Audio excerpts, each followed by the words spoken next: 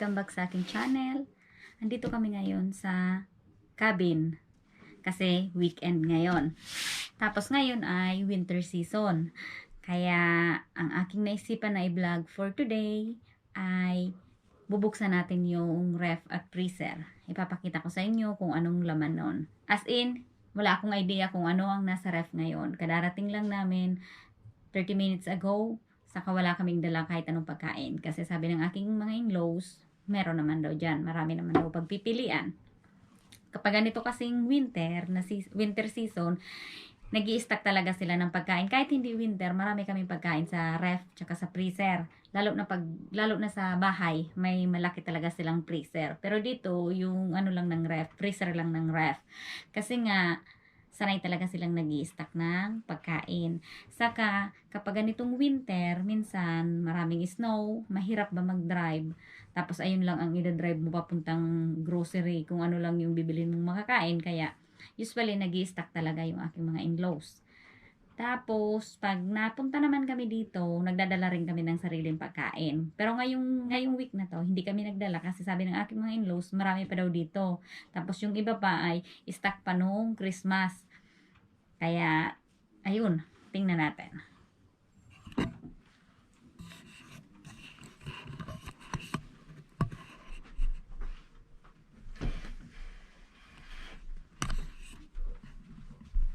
Ito ang kanilang ref dito sa cabin. Ayan. Ayan. Tubig, saka mga jam. Ayan. Jam. And then, brown cheese. Saka ito ay homemade pizza. For sure, hindi yata ito pwede. Kasi, last Wednesday pa sila dito umalis. Ngayon ay Friday. So, naka 2 nights na siya. Tapos, ito ay sardinas.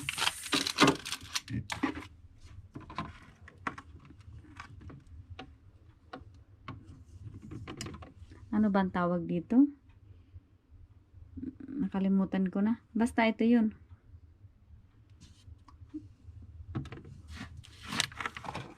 Tapos, ayan.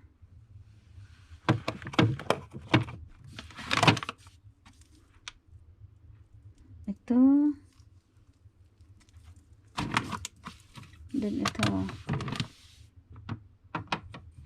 Isda to.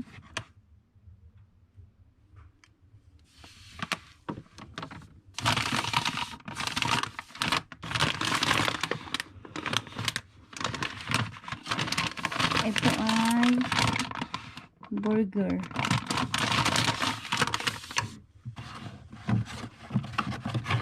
Itlog. Butter. Butter for cooking. Cheese. Cheese din. Queso de bola.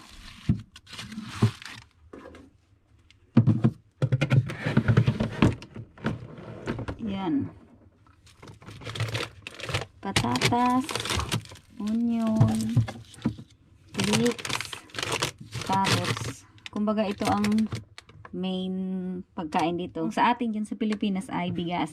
Sa kanila ay patatas, carrots, tsaka ito. Hindi ko alam kung anong tawag dito. Nakalimutan ko na.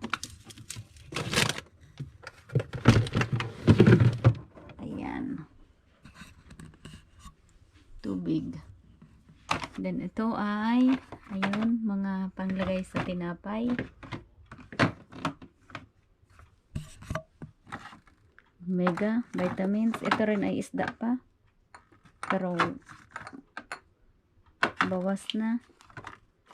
Ito ay garlic para sa hotdog. Lemon. Ito din. Panlagay din sa tinapay, peanut butter, hapa, pang ano siya, panglagay din sa tinapay. Ito sa burger, ito ay original, ganun sa tinapay din. And then ito ay sa ice cream, caramel o kaya sa pancake, mustard, ketchup, coke. Then ito yung freezer sa baba, baliktad. Kung sa atin sa Pilipinas, yung freezer ang sa taas, tapos yung katawan ng ref ay sa baba. Dito ay baliktad.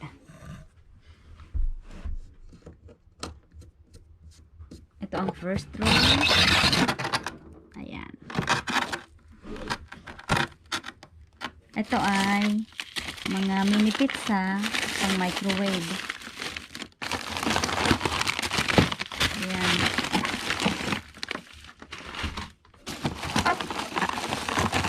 Ito ay mincemeat.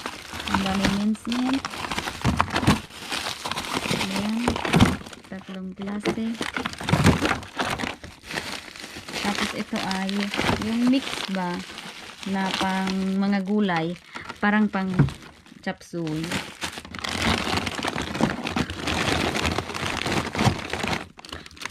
Ito ay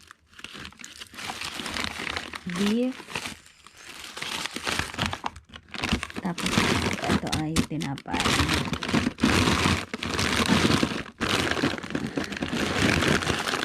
Ito ay chicken.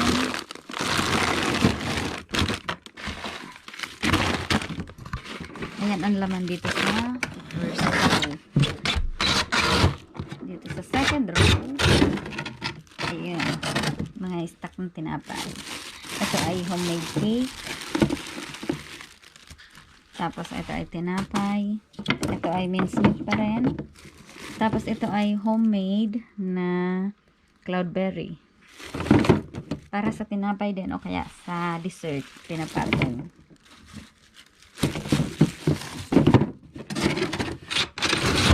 Dito sa third row. Ayan. Ito ang isda. Hotdog. Tapos lamb steak. Ito ay homemade na meatballs. Tapos ito ay binibili meatballs din. Ayun lang naman ang laman.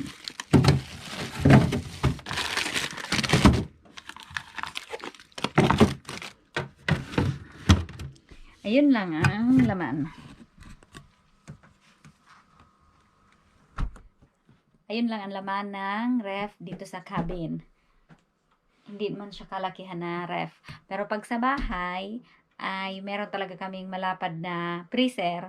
Ayun ay puro pagkain lang na pwedeng i-freezer. Tapos meron din na ref pag sa bahay. Pero pag dito sa cabin kasi, napunta lang kami dito ay weekend. Pero yung aking mga in-laws, minsan, andito na sila ng midweek hanggang Sunday. Tapos, nabalik na sa bahay. Ayun, para siyang bahay bakasyonan lang tong cabin. Pero, sarili nila to. Pang pamilya talaga to. Malaki siya. Tapos, para na rin siyang bahay kasi kumpleto na rin. Tapos, meron siyang 3 kwarto. Tapos, may sauna. Meron ding shower room, CR. Ganon. Meron na rin ditong washing machine. Bibili lang nung December. Kaya, parang bahay na rin siya. Pag andito kami, or kung andito yung mga anak ng hipag ko, tsaka yung hipag ko, marami kasi sila gawa yung mga bata. Ayun, kaya bumili talaga ng washing kasi nga para hindi na dadalhin sa bahay. So, ayun lang naman ang aking vlog for today.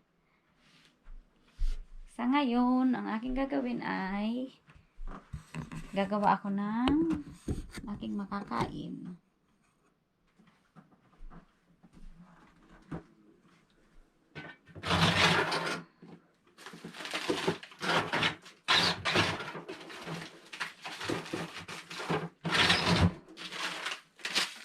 Ayan. Marami kaming ganito kasi nga ready na siya pang microwave ba. Tapos iinitin mo na lang.